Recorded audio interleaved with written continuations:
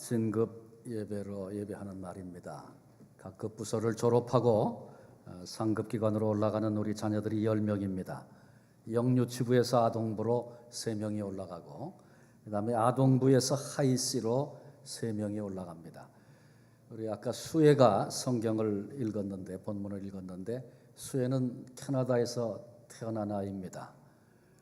이제 6학년을 졸업하고 중등부로 올라갈 텐데 한글을 얼마나 잘 읽는지 억양이 잘 느껴지지 않을 정도로 이렇게 잘 읽었습니다.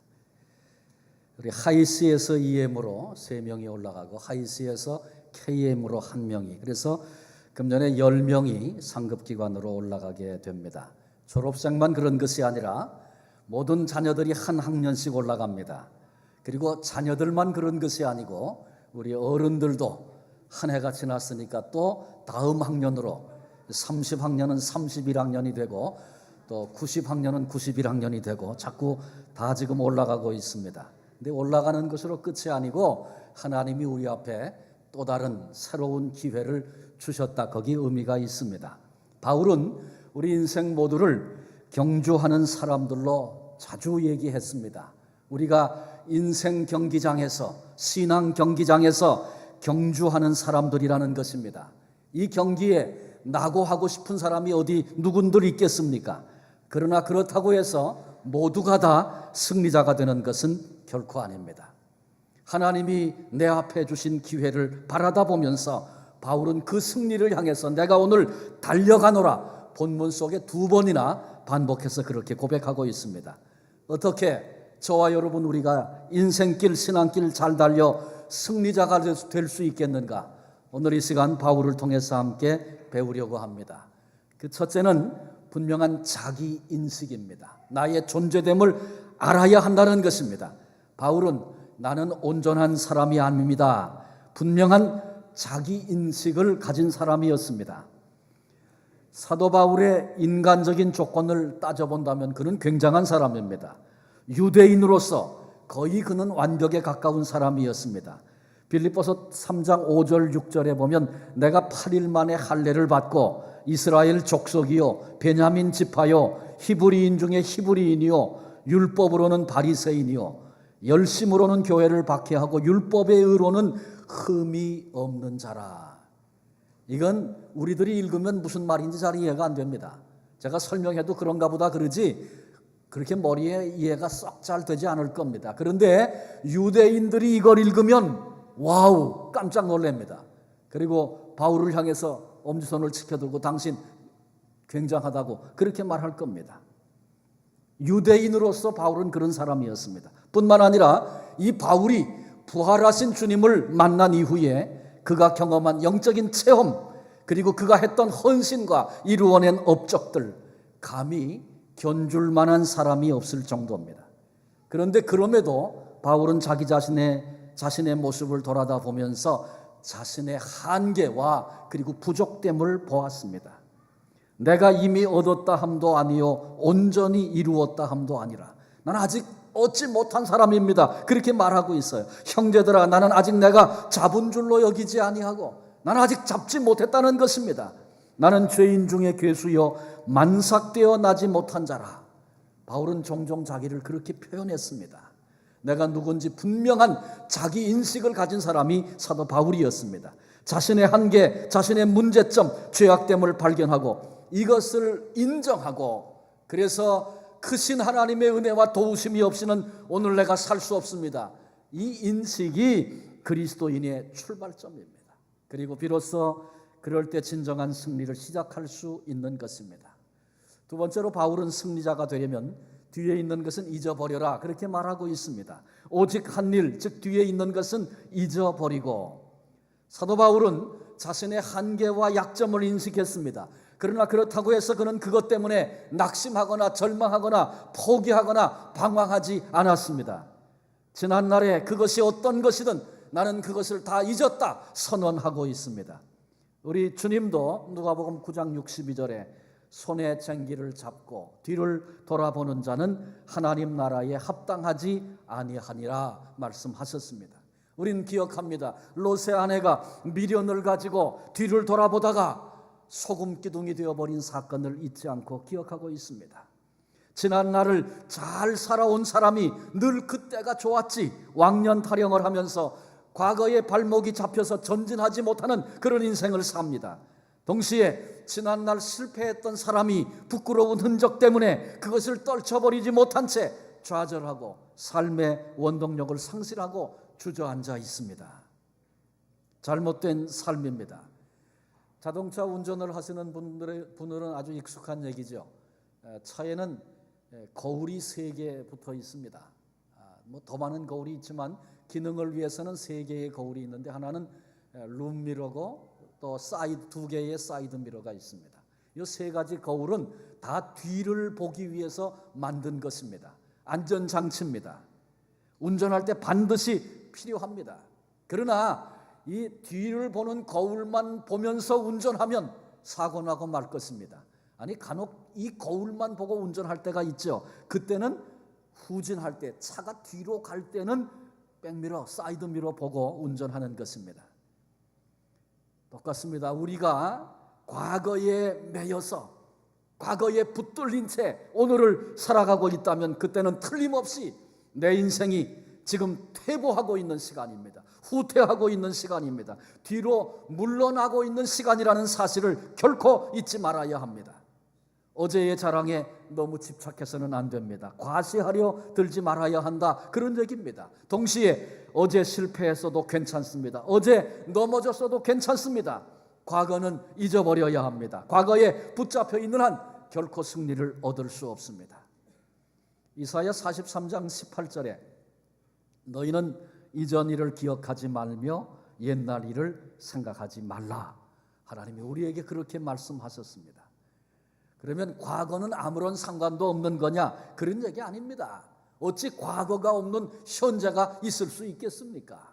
오늘이 없는 미래가 우리에게 어떻게 있을 수 있겠어요?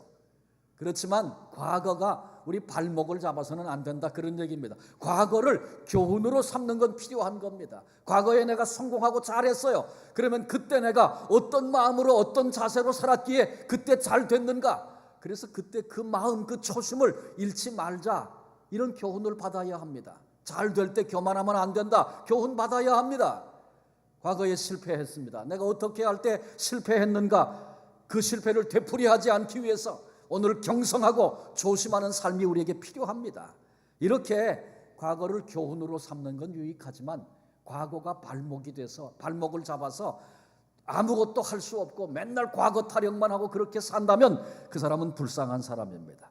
우리 모두 과거에 결코 얽매이지 않는 진정한 참 자유자들이 되시기를 바랍니다. 마지막 3번째로 앞에 있는 것을 잡으려고 달려가라. 바울은 우리를 향하여 도전하고 있습니다. 진정한 승리자는 과거로부터 자유할 뿐만 아니라 오늘 미래를 향해서 힘을 다하여 달리는 사람입니다.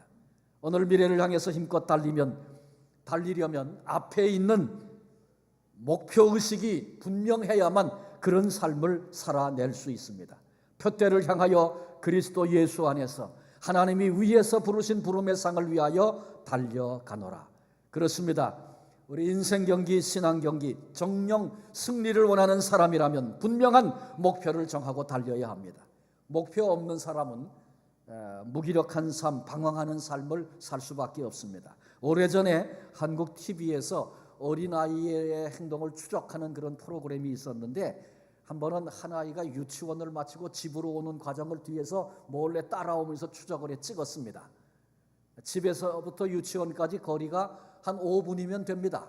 시장터만 돌아서 이렇게 나오면 거기가 집이기 때문에 5분이면 집에 올 수 있는 거리예요. 요즘에는 뭐 한국도 다 유치원 집에 학교에서 유치원까지 데려다주고 데려오고 철저하게 합니다만 옛날엔 그냥 자기가 다녔잖아요. 이 아이를 뒤에서 따라오면서 보니까 말이죠, 이 아이가 유치원 앞에 있는 가게에 들어가서 눈을 기웃기웃 아주 이것저것 바라보고, 그 다음에 장터에 갔는데 그날 마침 약장수가 원숭이 쇠를 버리고 있는데 넋을 놓고 그걸 보고 있는 거예요. 한참을 구경하다가 또 퍼뜩 정신을 차리고 시장터를 돌아 나오니까 아이들이 놀이터에서 놀고 있는데 그거 같이 놀지도 못하고 앉아서 그걸 구경하고 있는 거예요, 노는 걸. 그리고는 늦지막하게 집으로 들어왔는데 5분이면 올 거리를 2시간이 넘게 돌아서 그리고 왔습니다. 인생의 목표가 없는 삶이 바로 이와 같습니다. 이것저것 한눈 팔고 사는 그 삶에는 초점이 없습니다. 그러나 인생의 목표가 정해진 사람은 다릅니다. 여기저기 한눈 팔지 않습니다. 무엇인가 초점이 맞춰져 있기 때문에 그래서 그 발걸음이 분주할 수밖에 없습니다. 이런 사람은 혹 넘어져도 다시 일어날 용기를 갖게 되고 어려워도 포기하지 않고 결국은 풍성한 인생의 열매를 맛보게 됩니다. 문제가 있죠. 그 초점이 뭐냐? 인생의 표대, 인생의 목표가 과연 무엇인가라고 하는 것입니다. 히브리서 기자는 힘주어 말하고 있습니다. 믿음의 주요 또 온전케 하시는 이인 예수를 바라보자. 예수 그리스도가 우리 인생의 표대가 된다고 선언하고 있습니다. 예수 그리스도를 항상 놓치지 말라고 조언하고 있습니다. 표대가 되신 예수 그리스도를 놓치면 열심히 한 것이, 최선을 다한 것이 비극이 돼버리고 말 순간이 우리 앞에 온다는 사실을 잊지 말아야 합니다. 한국 농구사에 김영기 그러면 전설과 같은 인물입니다. 아마 나이 드신 분들은 그의 명성을 이미 알 것입니다.